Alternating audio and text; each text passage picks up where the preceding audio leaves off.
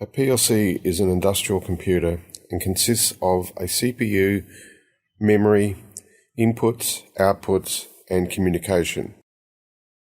The PLC will have an operating system that takes care of all the functions of the PLC, and it will have an area where we can put our programs to control the PLC and make it do what we want. The programs in the PLC consist of a large number of on and off bits that are grouped together in groups of 8 bits or 1 byte. The CPU of the PLC uses a hexadecimal code to perform functions. We humans find it difficult to program using this machine code. PLC manufacturers have made software that helps us write programs for their PLCs. The international standard IEC 611313 states that there will be 5 standard programming languages. So if a person learned a particular language on one PLC, then the basic principles should be the same for all PLCs using that type of language. There will be some features that one manufacturer will have, but another won't. The languages can be divided into 2 types: text-based, where words and codes are used to make the program; a graphical-based languages that use symbols to write the PLC program. The PLC software will convert these high-level languages into the low-level code that the PLC CPU will understand. Instruction list is a low-level text-based language that uses mnemonic code to represent the programming functions. This is one of the original PLC languages. A program has a structure that can be divided up into 4 sections. A label is used to mark the sections of the program that can be used for program control. Instructions are the commands that the PLC program can perform. The operand is the value that the instruction affects. In this example, the value of the start is loaded and is ORed with the value of the pump, which is the latch. The result is ANDed with the stop input. The result is stored in the variable pump. Structured text is a high-level text language that is based on the C programming language. The programmer would write functions made up of a series of expressions.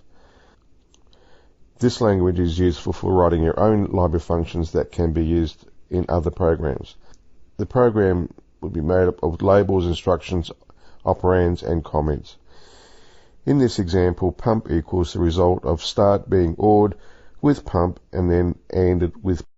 Ladder diagram is a graphical language that uses symbols to represent inputs and outputs and follows a similar layout to relay logic circuit diagrams. The 2 power rails are represented by the vertical lines on the left and right of the diagram. The diagram has rungs, which are the horizontal lines of the ladder. The inputs are on the left and the outputs are on the right. Any rung must be connected to an output, but it isn't necessary to have an input, just the connection to the left power rail. The program is executed starting at the top, completing one rung from left to right, one rung after another. When the program is connected to the PLC, you will see changes in color to the symbols depending on whether the inputs and outputs are on or off. It is possible to view the program like an electrical circuit and fault find as if you were working on a real electrical circuit. Notice how the stop button isn't a normally closed contact as shown on the electrical circuit. This will be explained in detail shortly. This is the symbol for a normally open contact. When the input variable is on, then there is a connection through the contact to the next item on the ladder of the rung. When the input is off, the label is shown in red. The contact is shown in red to show that there is no connection through the contact. When the input is on, the label is shown in green. The contact is shown in green to show that there is a connection through the contact. This is a symbol for a normally closed contact. Note the diagonal line through the contact to signify not.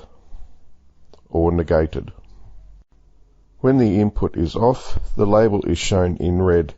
The contact inverts the signal and allows a connection through to the next item on the rung.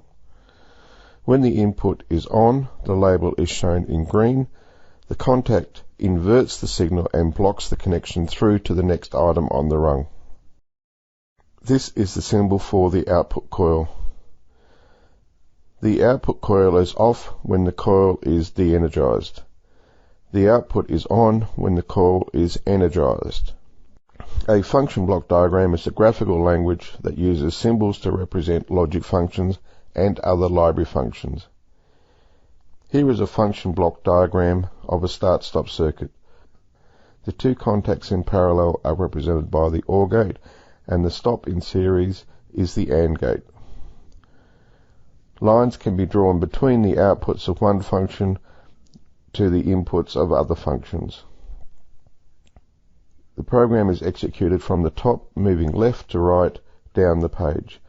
The function blocks can be moved around the page and are not constrained as is with the ladder diagram and its power rails. The inputs are on the left side of the box and the outputs are on the right side of the box.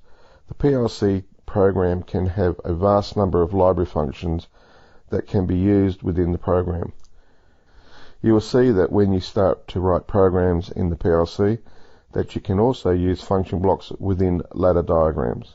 Sequential function chart is a method that allows the connection of program sections that need to be completed in a sequence or in parallel with other functions. Those program sections can be written in any of the other 4 PLC languages. When the PLC is placed in run mode, the PLC completes this cycle of operation one step at a time. First, the inputs are scanned for any changes. Those changes are then implemented into the PLC program. The PLC program is executed one step at a time. Any changes to the inputs that were detected during the input scan are incorporated into the program. If the input changes whilst the PLC is in run program mode, then it isn't acted upon until the PLC cycle returns to read the input part of the cycle. Any changes that the PLC program wants to make to the outputs are written to the outputs. The outputs are written once the PLC has completed running the program. The outputs don't change when the PLC program is running. The changes are made at the conclusion. When the outputs are being changed, the inputs are not being monitored and the program is not being run. The PLC cycle repeats and will continue as long as the PLC is in run mode. In this example, we have an assembly line that has a sensor that is counting items on the conveyor. The sensor provides an output when the items are passing, and over time production has been increasing, and now the output from the sensor is on for 0.7 seconds. The program of the PLC has been added to and now takes 1 second to run. Items on the line are being missed because the input to the PLC can be turning on and off when the PLC is running the program, and so it misses the operation of the sensor. A solution to this problem may be to put a delay on the sensor so that the output will stay on longer and so be seen by the PLC input, or make the program more efficient so that it can run faster, or to replace the PLC with a faster model. PLCs have been around for a long time, and as technology improves, we find that practices that were okay once are no longer used. Let's have a look at a few of these obsolete practices.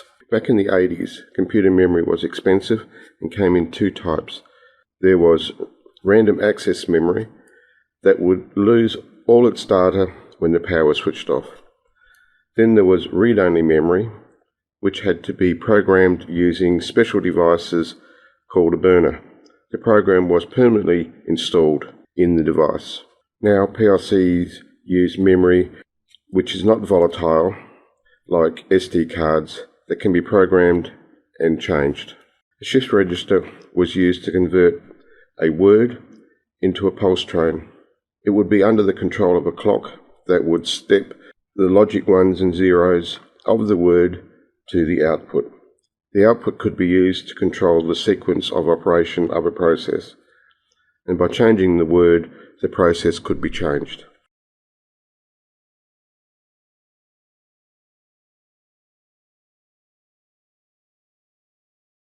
Jump instructions allow the steps of a program to be altered depending upon the external conditions. The problem occurs when something goes wrong, and the PLC gets caught up in an endless loop and fails. Most PLCs have a timer that times how long the PLC run cycle is, stops the PLC from getting caught up in a loop. A more modern method is to use subroutines, derived function blocks, or macros.